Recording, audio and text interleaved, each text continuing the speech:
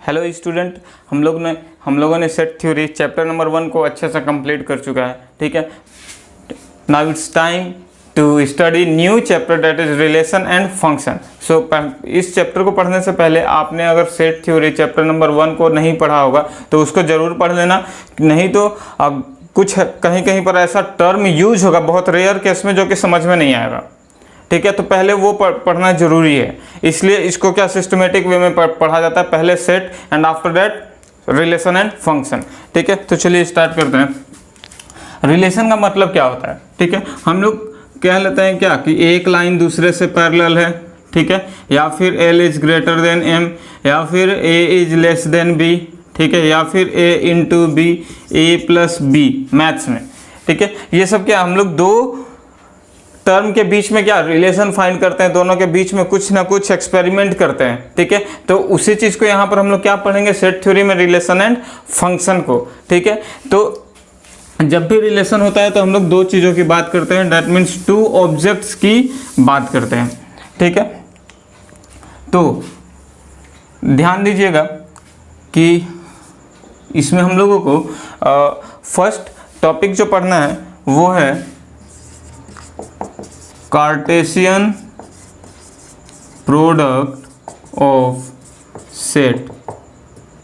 ठीक है, Cartesian product of set मतलब क्या हुआ? ठीक है, देखो अगर हम लोग दो चीज़ों की बात करें, ठीक है, मान लो ये एक पॉइंट है, ये पॉइंट।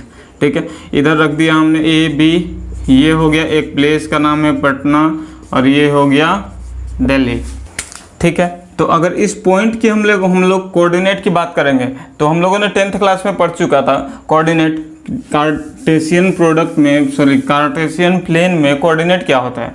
ठीक है, तो मान लो कि ये हुआ x एक्सिस और ये हुआ y एक्सिस। ठीक है, अगर इस पॉइंट की कोऑर्डिनेट की बात करेंगे तो क्या होगा, पहले x एक्सिस वाले वैल्यू को रखते हैं, दैट इज पटना। ठीक है, अब उसके बाद क्या a को रख लेंगे, फिर इस पॉइंट की बात करें तो इसका कोऑर्डिनेट हो जाएगा क्या, पटना और ये हो जाएगा b। ठीक है, अगर इस पॉइंट की बात करें तो ये क्या हो जाएगा, दिल्ली और a। इसकी बात करें तो ये हो जाएगा क्या, दिल्ली और b। ठीक है, तो ये जो भी है ना, ये रिलेशन निकाल रहे हैं हम लोग किसके किसके बीच में, इधर वाला कुछ एलिमेंट है और इधर दोनों के बीच में। ठीक है, तो यही हमारा क्या होगा, कार्टेशियन प्रोडक्ट। ठीक है, सब नहीं समझ में आया, एक बार और समझाओ। तो चलो कुछ दूसरा एग्जांपल ले लेते हैं। सपोज हमारे पास एक सेट है 1 2 3, दूसरा एक बी है, वो है XY। क्लियर? तो इसको भी हम लोग क्या करेंगे, इसी तरीके से ऐसे बैठा लो। मान लो ये हो गया X, ये हो गया Y, 3 है तो यहाँ पर 3, ये हो गया 1 2 3। अब ये जो पॉइंट है सबका कोऑर्डिनेट निकाल देंगे तो वो हो जाएगा हमारा Cartesian product between A cross B। ठीक है, A और B के बीच में कार्टेशियन प्रोडक्ट जो निकलेगा वो इस पॉइंट का क्या होगा, कोऑर्डिनेट होगा। तो पहले इस पॉइंट के निकालेंगे तो ये क्या होगा, 1 और Y। इसकी बात करेंगे तो 1x। इस पॉइंट की बात करेंगे तो हो जाएगा 2y, ये हो जाएगा क्या 2x, ये हो जाएगा 3y और ये हो जाएगा 3x। ठीक है, इस तरीके से बहुत ही सिंपल है। ठीक है, एकदम आसान है। अब यहाँ पर आपको कह दिया ना कि x एक्सिस y एक्सिस, ये जिक्र मत करना। ठीक है, वो सिर्फ समझने के लिए। क्यों? क्योंकि यहाँ पर कोई कार्टेशियन प्लेन नहीं है। सेट क्या होता है, वो collection of all distinct element, और डिस्टिंक्ट एलिमेंट में हम लोग कोई प्लेस को, ठीक है, कोई प्लेस को, एनिमल्स को और कोई ऑब्जेक्ट को x एक्सिस और y एक्सिस पर नहीं रख सकते।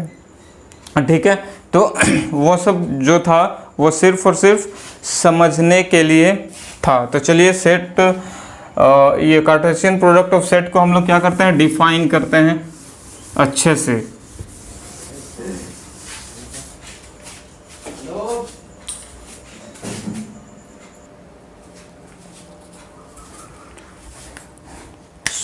इसकी डेफिनेशन की बात करेंगे तो डेफिनेशन क्या होता है, if A and B are two non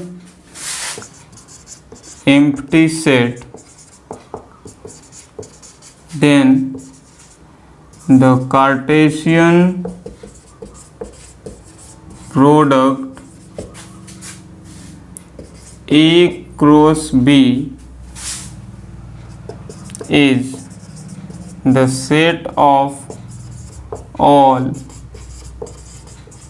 ordered pair from A to B। ठीक है, घबराना मत, एकदम ही आसान है। ठीक है, मतलब क्या हुआ, अगर हम लोग A क्रॉस B, इसको पढ़ते कैसे, A is multiplied by B, ऐसा नहीं है। ठीक है, ये प्रोडक्ट है, इसको पढ़ते हैं क्या, A cross B equals to AB such that A belong to A and B belong to B। ठीक है, ये हुआ इसका डिफिनेशन। ठीक है, ऑर्डर्ड पेयर यहाँ पर यूज हो रहा है ना, उसको समझना कि वो क्या है, कोऑर्डिनेट को इंटीग्रेट कर रहा है।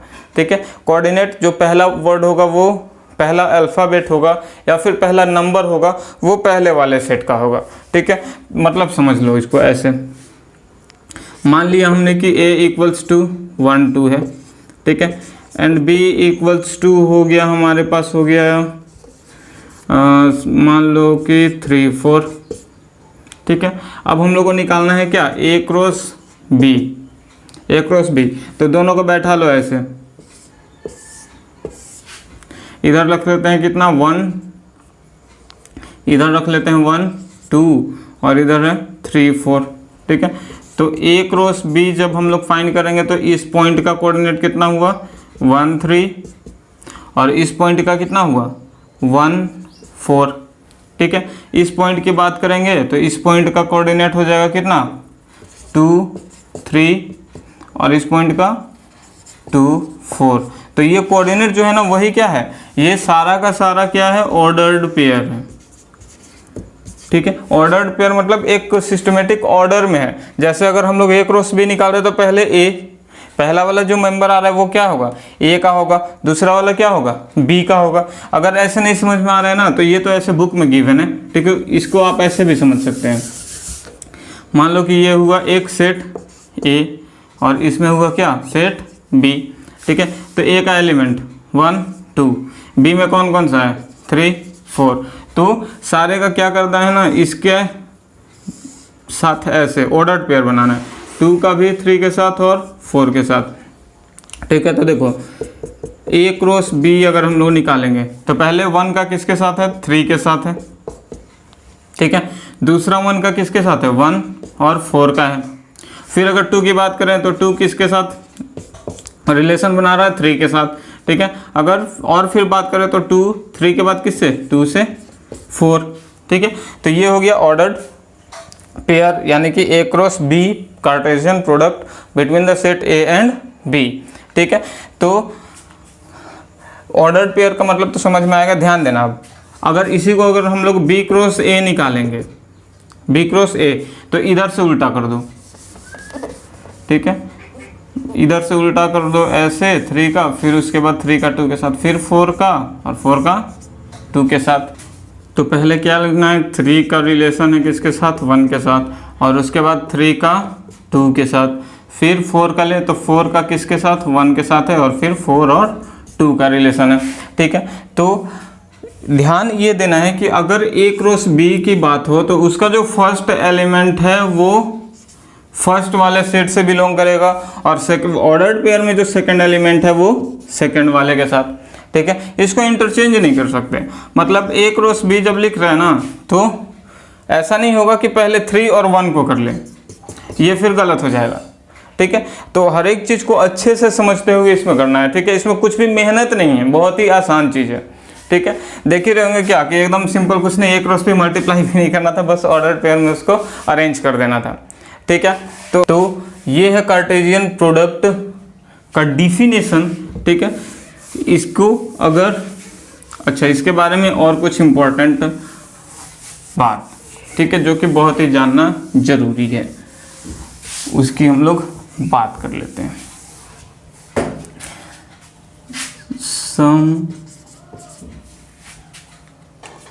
भीगा आंचल, सम इम्पोर्टेंट फैक्ट्स। ठीक है, फर्स्ट फैक्ट्स की बात करेंगे क्या, if two ordered pairs are equal.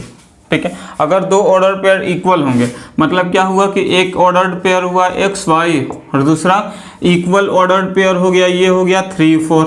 ठीक है, तो जो फर्स्ट वाला ऑर्डर्ड पेयर होगा फर्स्ट वाले का वो दूसरे वाले ऑर्डर्ड पेयर के फर्स्ट वाले के इक्वल होगा। ठीक है, मतलब क्या हुआ कि यहाँ पर x इज इक्वल टू 3 होगा, क्लियर। और अगर फर्स्ट सेकंड वाले का ऑर्डर्ड पेयर देखेंगे, फर्स्ट वाले का सेकंड ऑर्डर, फर्स्ट वाले का ऑर्डर पेयर में से सेकंड एलिमेंट वो क्या होगा, इक्वल होगा किसके, इसके, यानी कि y इक्वल्स टू 4 होगा। ठीक है, अब अगर दूसरा एग्जांपल ले लेते हैं, सपोज एक ऑर्डर्ड पेयर है वो पटना और दिल्ली है, ये इक्वल है किसके, बिहार और इंडिया से। ठीक है, तो यहाँ पर क्या होगा, ये जो पटना होगा वो किसके इक्वल होगा, बिहार के, और दिल्ली होगा वो इक्वल होगा किसके, इंडिया के। ठीक है, तो ये हुआ कि अगर दो ऑर्डर्ड पेयर इक्वल होगा तो फर्स्ट वाला ऑर्डर्ड पेयर का first element will be equal to the ordered pair of second sets first element. ठीक है, तो ये इसका मतलब हुआ। अब ये तो था फर्स्ट, अब देखो अगर सेकंड पॉइंट, सेकंड क्या है, if any one of the two sets is empty then two sets अच्छे से समझने के लिए A एंड B कर लो, then A cross B equals to ये क्या होगा, एम्प्टी सेट होगा। ठीक है, कैसे समझ लो कि एक सेट A है 1 2 3, ठीक है, और B एक सेट है वो है 5। तो इसको अगर हम लोग ऐसे अरेंज करेंगे, ये हुआ A और ये हुआ B। ठीक है, यहाँ पर तो हमने 1 2 3 को बैठा दिया, अब B एम्प्टी सेट में कुछ है ही नहीं, तो हम लोग 1 को किसके साथ रिलेट करें, कुछ है ही नहीं तो। ठीक है, 2 को किसके साथ करें, 3 को किसके साथ करें, तो यहाँ पर जो कार्टेशियन प्रोडक्ट होगा सेट A और B का वो होगा एम्प्टी सेट। ठीक है, अगर थर्ड इंपॉर्टेंट फैक्ट, अगर कोई भी एक चलो लिख ही लो, if any one of the two sets A and B is infinite set। ठीक है, इनफाइनाइट सेट हो गया तो जो यहाँ पर हम लोग A क्रॉस B निकालेंगे that will be a infinite set। ठीक है, कैसे, मान लो कि A है ये 1 2 3 और ये B ये 4 5 6 7 ऐसे करके डॉट डॉट डॉट। ठीक है, तो अब यहाँ से अगर हम लोग A क्रॉस B निकालेंगे तो 1 का 4 के साथ कर लिया हमने, 5 के साथ, 6 के साथ, 7 के साथ, और इस तरीके से इनफाइनाइट जितना दूर तक होगा वहाँ तक जाएगा, फिर 2 के साथ भी जाएगा। ठीक है, तो यहाँ पर हम लोग अगर A क्रॉस B निकालेंगे तो क्या होगा, 1 4, फिर 1 का 5 के साथ, 1 का 6 के साथ, 1 का 7 के साथ, ऐसे ऐसे जाएगा। ठीक है, फिर 2 का करेंगे, 3 का करेंगे, इस तरीके से बहुत सा ऑर्डर्ड पेयर का सेट बनेगा। ठीक है, और वो क्या होगा, इनफाइनाइट होगा। क्लियर है, तो ये हुआ थर्ड। नेक्स्ट जो इंपॉर्टेंट फैक्ट है वो ये है, if there is x elements in A and y elements in B, then the elements in A cross B is given by x y। ठीक है, मतलब नहीं समझ में आया। ठीक है, मान लो कि नंबर ऑफ ए में सेट है वो कितना नंबर ऑफ एलिमेंट्स है, वो हो गया x, और number of elements in B वो हो गया y, ठीक है ना। तो ये जो हम लोग a क्रॉस b निकालेंगे इसमें कितने नंबर ऑफ एलिमेंट्स होगा, that will be the product of x into y, x और y का प्रोडक्ट होगा। मान लो कि a इज इक्वल टू हमने लिया 1 2, b हम लोगों ने लिया 3 4। अब इसका क्रॉस निकालो, ये a हो गया, ये b 1 2, ये हो गया 3 4, 1 का 3 के साथ, 1 का 4 के साथ, 2 का 3 के साथ, 2 का 4 के साथ, ठीक है। अब a क्रॉस b निकालो, ठीक है। तो पहले क्या हो गया, ये 1 3, फिर हो गया 1 4, फिर इधर से 2 का 2 3, और ये 2 4। अब बताओ कि a क्रॉस b में कितने एलिमेंट्स हैं, 1 2 3 4 है, ठीक है। 4 ऑर्डर पेयर का सेट है, ठीक है। अब यहाँ पर देखो a में 2 था, a में भी 2 था, 2 इंटू 2 कितना हुआ, 4 आया ना। तो यही होता है, जब भी अगर नंबर ऑफ एलिमेंट गिवन रहेगा और पूछेगा आपसे कि what will be the number of elements in the Cartesian product of the given set, then simple answer will be the product of the number of elements in both the sets, ठीक है। तो ये तो हो गया। अब मान लो एक लास्ट, अगर ऐसे गिवन है a क्रॉस a, ठीक है, और इसका जो प्रोडक्ट है वो a b c हुआ, ठीक है। वो क्या कर रहा है, सब का सब बिलोंग कर रहा है किससे, a से ही। तो इसमें जो a b c, इसको क्या कहेंगे हम लोग, ऑर्डर्ड ट्रिपलेट, ठीक है। ध्यान देना ये सब बहुत ही कॉमन इंफॉर्मेशन है, ठीक है। ये सब के बाद ही हमारा एक्सरसाइज जो 2.1 है वो क्लियर होगा, कंप्लीट होगा। एक क्वेश्चन बहुत ही फेमस क्वेश्चन है, फेवरेट क्वेश्चन है बोर्ड एग्जाम का, ठीक है। CBSE बार बार इसको पूछती है, और वो क्वेश्चन कौन सा है चलो देखते हैं, ठीक है। क्वेश्चन है क्या, तो क्वेश्चन जो है वो ये है, if R is the set of all real numbers, what do the Cartesian product R cross R and R cross R represent, ठीक है। तो ये क्वेश्चन है एक्चुअली, मतलब क्या हुआ कि मान लो कि ये एक सेट A है, ठीक है, वो हुआ 1 और 2 इसमें एलिमेंट्स हैं, तो 1 और 2 क्या है, रियल नंबर है ना। तो ये जो हम लोग A क्रॉस A निकालेंगे, ठीक है, तो वो क्या होगा, वो हम लोग को जो ऑर्डर्ड पेयर का सेट देगा वो क्या होगा, क्या बताएगा, वो रिप्रेजेंट करना है। तो पहले ऐसे ही समझ लो कि इधर वाले सेट को A हम लोग के रख रहे हैं, ठीक है, ये हुआ 1 2 और इधर से भी 1 2। तो ये भी तो आपको बताया ना कि मान लो इसको ये x एक्सिस हुआ, ये y एक्सिस। जब भी हम लोग A क्रॉस A निकालेंगे, ठीक है, तो वो जो होता है वो कोऑर्डिनेट देगा किसका, 2 डायमेंशनल प्लेन का, ठीक है। जैसे मान लो ये 1 1, ये क्या कोऑर्डिनेट है इस पॉइंट का। अगर हम लोग इसको x और इसको y एक्सिस कंसीडर करेंगे तो, क्योंकि यहाँ पर set of all real numbers पहले से गिवन है, रियल नंबर है, इसलिए इसको हम लोग x और y एक्सिस में कंपैरिजन कर सकते हैं। यही अगर कुछ और रहता, set of all places, set of all district, set of all states, set of all countries, तो यहाँ पर हम लोग x और y एक्सिस नहीं बना सकते थे, ठीक है। लेकिन यहाँ पर क्या है, सेट ऑफ रियल नंबर है, तो रियल नंबर को हम लोग क्या कर सकते हैं, x और y एक्सिस पर इजिली रिप्रेजेंट कर सकते हैं, ठीक है। उसी तरीके से अगर हम लोग R क्रॉस R की बात करें, दैट मीन्स 3 बार, एक बार हम लोग ये A क्रॉस A निकाले तो क्या क्या आया, 1 1, फिर आया 1 1 1 आ गया, इसको फिर 1 2, इधर से 2 1 और 2 2, ठीक है। तो ये 1 1 हुआ, 1 2 हुआ, 2 1 और ये 2 2, ठीक है। इधर से फिर A का वैल्यू 1 और 2, तो इसका एक बार इसके साथ सबका,